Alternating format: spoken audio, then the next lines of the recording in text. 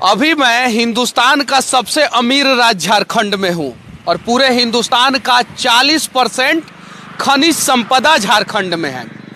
झारखंड सरकार अमीर है, झारखंड राज्य अमीर है, झारखंड के लोग अमीर नहीं हैं। यहाँ के लोग कितना मेहनत करते हैं अपने बच्चों को पढ़ाने के लिए, बच्चों का भविष्य बनाने के लिए।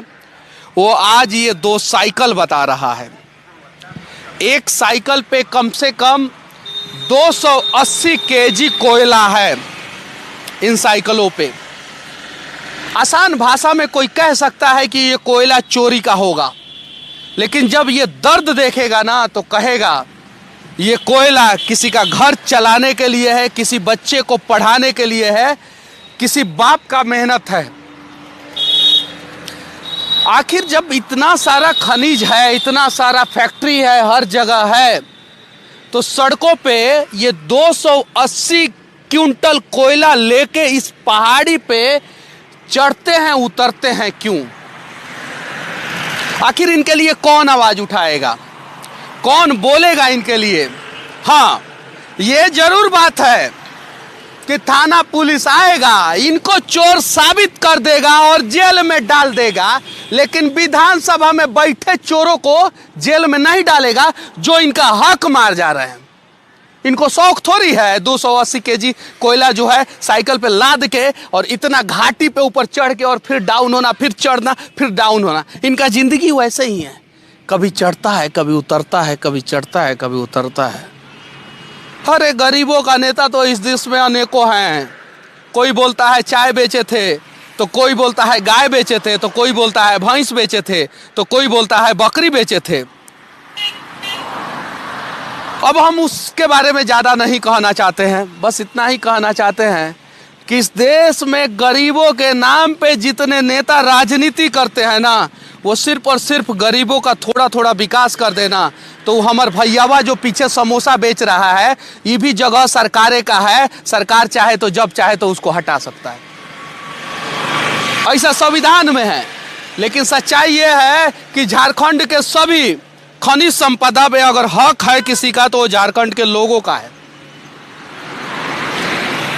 वो बेचारा रोजगार नहीं मिला है तो वो अपना रोजगार कर रहा है।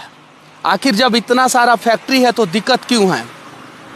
मैं इनके चेहरे पे ऐसे अगर हाथ करूं ना ऐसे, तो मेरा हाथ गंदा हो जाएगा, काला हो जाएगा। इतना ये मेहनत किए हैं, तो वो इसलिए मेहनत कर रहे हैं ना कि इनका बच्चा का भविष्य बने। आज प्रशासन इन्हें तंग करे ना करे कोई फर्क नहीं पड़ता है, लेकिन ये लड़ते हैं। ये अपने भविष्य के लिए नहीं, अपने बच्चों के भविष्य के लिए, अपने परिवार के भविष्य के लिए।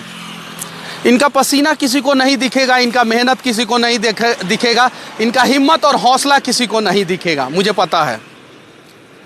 क्या नाम हुआ आपका सर? मेरा विनोद रविदास। विनोद राम? विनोद रविदास। विनोद रविदास। आपका क्या नाम है?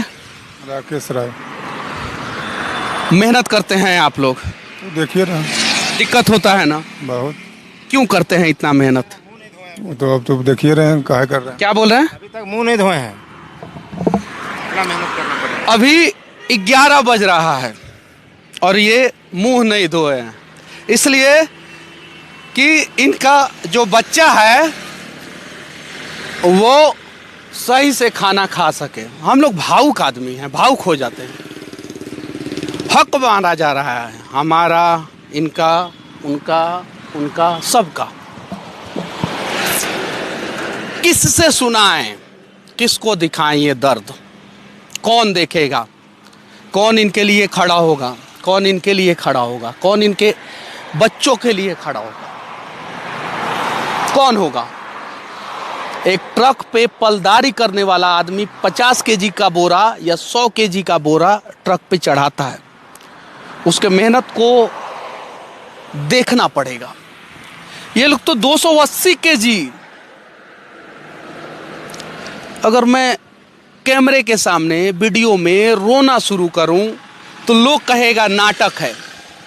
हटाइए, मेरी भावनाओं को साइड कीजिए और इनके भावनाओं से एक बार जुड़ जाइए, इनके परिश्रम से एक बार जुड़ जाइए और हो सके तो इनके लिए कुछ व्यवस्था कीजिए।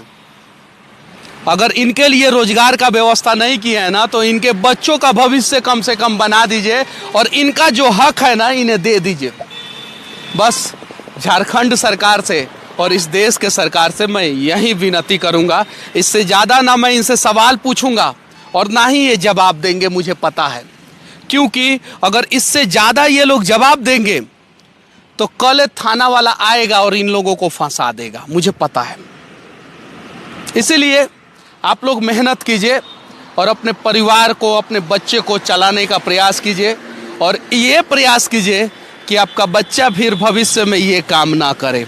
सही है कि नहीं है? सही। क्यों इतना मेहनत करते हैं? बच्चा को पढ़ाने के लिए मेहनत करते हैं। दिक्कत होता है? दिक्कत होता है, फीस उस नहीं भरने सकते, कोयले नहीं बचेंगे तो फिर भरने नहीं सकेंगे हम लोग। पढ़ेगा कैसे? हजारीबाग में पढ़ाते हैं बच्चा को, फीस देने में दिक्कत होता है हम लोग को।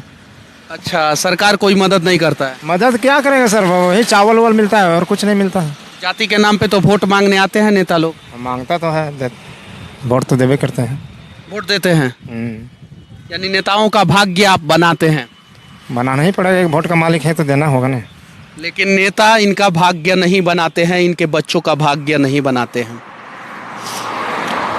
आप भविष्य में अपने बच्चों से ये काम करवाइएगा? नहीं, कैसे कराएंगे, हम तो झेलिए रहे हैं, तो बच्चा कैसे करेगा? कितना बच्चा है आपको? मेरा 3 बच्चा है, 2 लड़की है, 1 लड़का है। तीनों को पढ़ाते हैं? तीनों पढ़ रहा है। बस इस दर्द को समझने का प्रयास कीजिए और हो सके तो कुछ गरीबों का विकास कीजिए। चलिए ठीक है, इससे ज़्यादा मैं कुछ नहीं बोलूँगा। बाकी इस देश के नेता और देश के नेताओं का परिवार और इस देश के सरकारी अधिकारियों का परिवार आबाद रहे, जिंदाबाद रहे, भले देश की जनता भाड़ में जाए। हिंदुस्तान का सबसे अमीर राज्य झारखंड के